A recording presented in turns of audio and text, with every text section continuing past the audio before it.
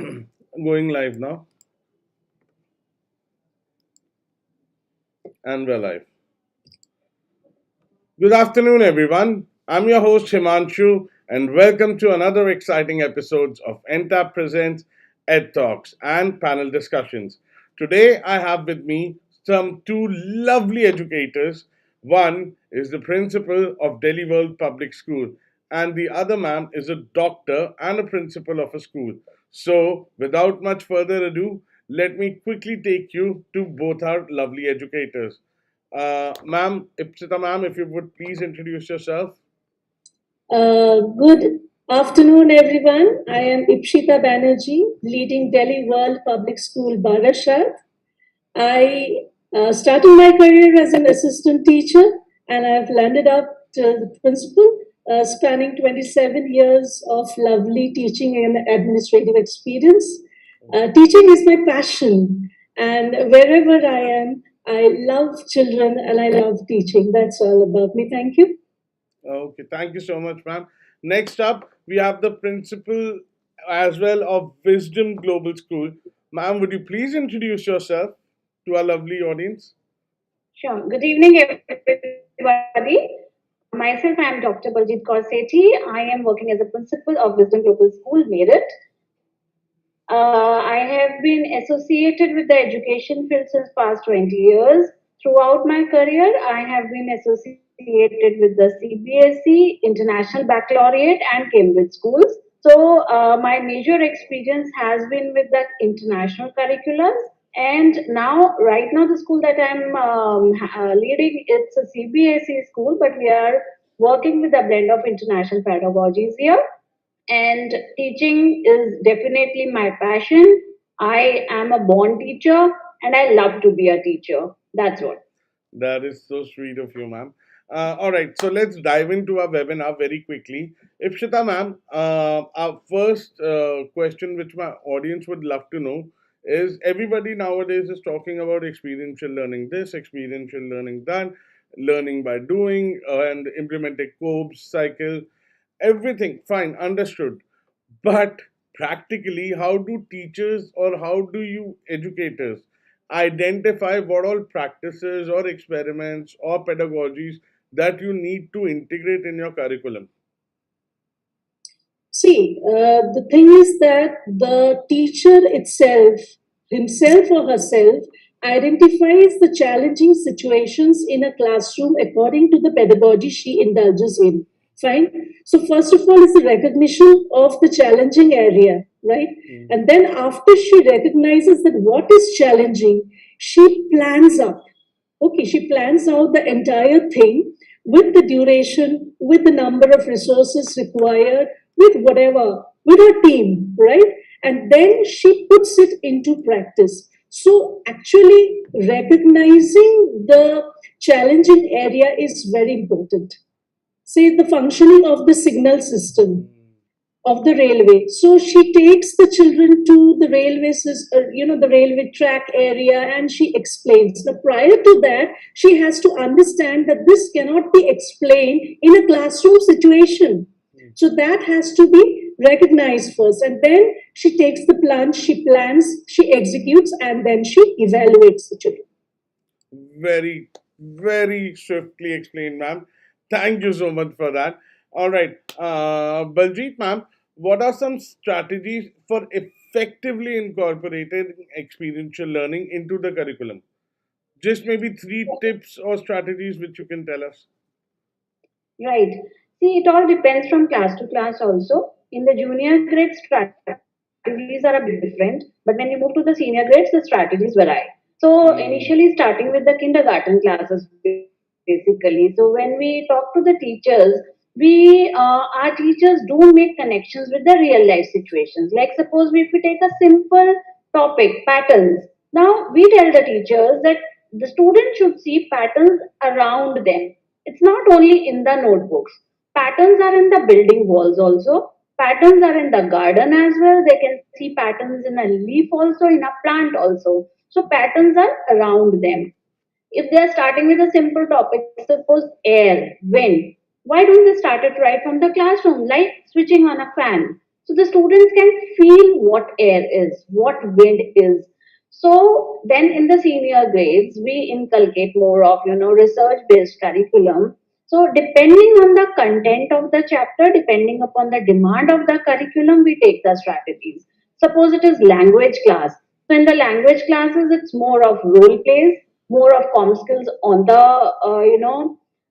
interviews during the field trips, talking to the guest speakers. We call guest speakers to the classes Mm. and the students interview them. So, it's transdisciplinary, what I would say. We try to take something which can inculcate different disciplines. Like after 2 days, our students are going to a radio station for a Mm. visit. Now, what is the purpose of going there? The purpose is the students will be going, having the social studies connect, where they will know how social media and how mass communication happens. At the time when they are interviewing the people, definitely the com skills develop. Then the technology is involved. So we plan the activities where multiple disciplines can be Mm. connected. That helps the Very students. good. So it's not only focused on one written content, it depends on the class group, the cohort, the students' level. Accordingly, the trips are planned, accordingly, the activities are planned. So there are n number of ways where we provide experiential learning to the students. So Right. some subjects there's more of connection, in some subjects sometimes it's restricted to the classes also. But basically, we try that 75 to 80% things are should be connected to the real life situation. Right. Ma'am, diverting a bit off topic, Ipshita ma'am, when I was growing up, I remember that I don't know now how much that is the norm nowadays, which I currently feel it might not. But my parents, they were keen and they used to take me to science museum, not in school but outside the school. Science museum, and then Air Force museum, then history museum, and I've been to national archives as well, because I was always passionate about history, and I used to study white papers. So that's how I dwelled into that. But then, if we see as a society, are we lacking that somewhere? That fine, schools are doing their jobs. Schools have to take kids to these museums, but outside of school, I don't see many people doing that. A very good question to mull over. Thank you so much for this question. Well, you see, the mindset of the parents, of the present parents, is a big, big question mark. Because whenever we are, during the weekends or so, we try to go to the either a mall or for a movie, but we don't go to a museum, we don't go to a planetarium, so that mindset also has to be supplemented by the parents. The Hmm. mindset that we inculcate, that we take them to the field trips, we take them to say Birla Industrial Technological Museum that we've already taken our children, or the Nehru Children's Museum, Hmm. but the parents, they don't supplement it. I wish they could have done this. So, it is 50% the stakeholder of the school and 50% of the parent that can turn the child into a holistic human being. So, I would request the parents' fraternity out here through this platform that please, if you do not support, if you do not cooperate along with us, the teachers, your own children will be actually falling short of these experiential and exploring nature that God has gifted them with. Oh, such beautifully explained. Ma'am, and Baljeet ma'am, I'll come to you. But I just realized when you mentioned Nehru Planetarium and all these, places, I remember nowadays as well, there's a very new concept of mystery rooms, wherein they lock people in a room. Of course, they can open if somebody feels, but they'll lock a team of people, and then that team has to work its way around a room. They'll find quizzes, they have to solve puzzles, they'll get clues on how to open a door and get out of a situation. And they've created some wonderful situations wherein somebody has to maybe disarm a bomb. Of course, it's a fake bomb, nobody is going to, but such kind of things and such kind of field trips, according to me, invigorates analytical thinking, critical thinking in kids. So, as you correctly said, Ipshita ma'am, it is very important. It's a joint collaboration from parents with schools. Now, moving over, Baljeet ma'am, my next question would be: what role do technology and digital resources play when it comes to supporting experiential learning in the classroom? Because, of course, we have to keep in mind that, say, like you said, in smaller grades, safety and security might be a very big concern, right? And you cannot take, for example, if I want somebody to feel a negative degree temperature, I cannot take them to a freezer and just show that, right? So there are certain challenges involved. So according to you, how can technology be taken advantage of? See, so nowadays, I what I would say is classes without technology. Myself as an educator, I really find difficult to carry on. Reason being because we have so many resources online, and if I compare the way we were taught and now the students that are being taught, I give you one simple example. When I used to study in the school, I always imagined how the negative and positive terminal of a battery gets Hmm. connected, or how the circulatory system works. But now when the teachers are using the digital resource, because see, they cannot bisect a body and show them how does the circulatory system work, but there are online so many resources available for the students. The teachers can easily show the processes to the students. So it's not possible for us every time to take the students to every place. So in those cases, the digital thing helps us. So it definitely helps us. In our school also, we are using the books that are digitalized also. So like our English language books and the literature books. So there is, we have the Oxford Educate app along with the Oxford books.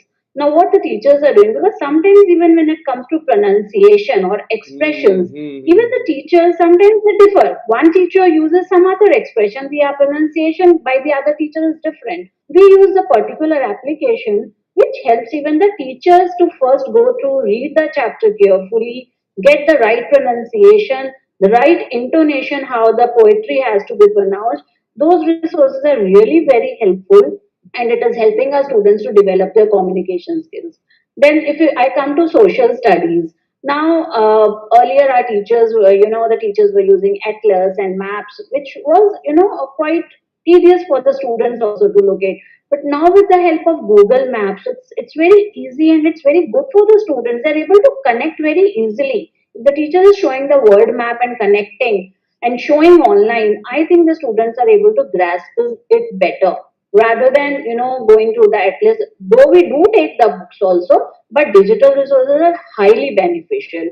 Even we are using phonics, like Jolly Phonics for our junior grades. Hmm. So the teachers are teaching them, earlier we were taught A, B, C, D, but now the teachers are using the apt pronunciation, which is ABASAJ, how to break the word, Right. how to, the students know how to make the words rather than mugging up. So Right. digital resources are really very useful in all the classes. So right from kindergarten till grade 12, we are really finding it very helpful for us. Right. Thank you so much, ma'am, for a lovely answer, because that helps me in telling you that we are also working on experiential learning digital assets.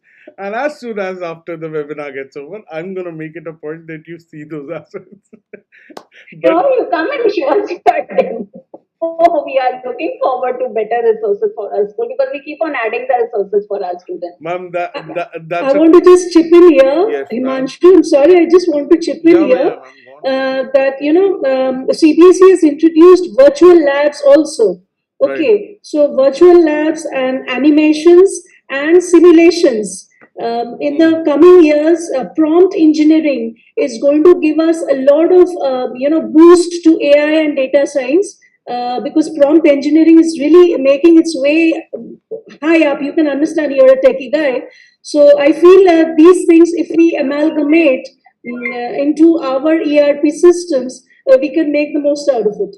Thanks. Ma'am, one of the biggest, I was just reading few statistics, and you'll be surprised to know, it took some 50 odd years to, of not 50, but exactly 50 months or something for internet to develop, and then it trickles down to it took Facebook 5 years to get to 1 million subscribers, because Facebook earlier was a app or a website at Harvard. So it took them 1 million users when they reached. It took them 5 years. Guess what? There's a new app in town, or there's a new website in town called Chat GPT. I'm Chat sure. GPT. Yeah. I'm sure all of you must have heard about it. Yeah, yeah, It's yeah, yeah. artificially intelligent text to speech, or speech to coding. It gives you the code, it can write you the code. It's an artificially intelligent It is website. also cracked the question papers, maths questions of CBSE 10 standard. Ma'am, it can make a bomb as well. Yeah. People have searched some crazy things on that website, and I regularly use it, to be very honest. I use 6 or 7 different AI softwares, but the beauty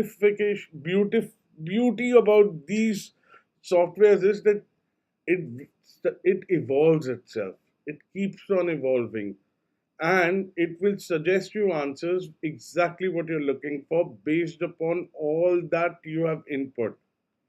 So if I want to give an answer to a complex mathematical equation, I'll just copy the equation, put it in Chat GPT, and it will give me with the steps, by the way. Absolutely. So even me and my colleague, we also tried some crazy things on Chat GPT, and it we ended up making an entire website through that artificially intelligent software, which was pretty Mr. exciting. Himanshu, can you please spell that? What you are saying? Chat GPT. Ma'am, I'll give you. I'll send you the link. I'll ask my team to send you a link. I'll also give you a call. I'll tell you what to do and how to get it done. But Because Himanshu, yes, ma'am. the certain basic things Chat GPT could not do. Yeah, Let me tell you. Yeah, certain basic common sense ma'am. questions. Calculations, basic calculations of Yeah, yeah, it could not yeah, do. it Even could not do. relation questions, it went haywire. Probably it was not fed into the system and it could do. Ma'am, see, I'll tell you why. Because it's a direct threat to Google, right? And Google is not allowing Chat GPT own, because Microsoft has also invested. And by the way, Elon Musk was the initial co-founder of Chat GPT, and Infosys has heavily invested in Chat GPT as well. And but Google, being Google, the big five, right? So Google is not allowing ChatGPT to use it, giving its access to ChatGPT server, because ChatGPT will easily eat Google. It is so huge. So now Google is also working on developing a similar system of AI and everything. But let's not get diverted off from the topic. Again, I wanted to keep this short, and I'm the one who's I love these tech conversations. All right, Ipshita ma'am, very quickly, last question. We spoke about experiential learning. We spoke about how what different practices teachers can, educators can use. But then our NEP 2020 also mentions learning outcomes. So, how exactly can you measure experiential learning outcomes? First of all, what the teachers need to do is to do up a certain rubric. Because if they are taking experiential learning as a parameter or as a tool to measure the outcome, learning outcome, they have to make certain rubrics, Hmm. and those rubrics have to be class specific. The rubrics has to be situation specific. Hmm. Okay, so according to the rubrics, the children can be marked. They can be marked under a group activity, or they can be marked under an individual Individual, activity. yeah. So when they are marked in an individual activity, obviously their parameters, their rubrics will be different. Fine. And Hmm. when they are being marked under group activity, obviously parameters like team spirit, parameters like taking initiative, confidence, teamwork, everything comes into consideration. So what actually emerges, evaluation of the learning outcome of but through experiential learning is that we are actually can give a holistic report of the child Hmm. if done very intelligently.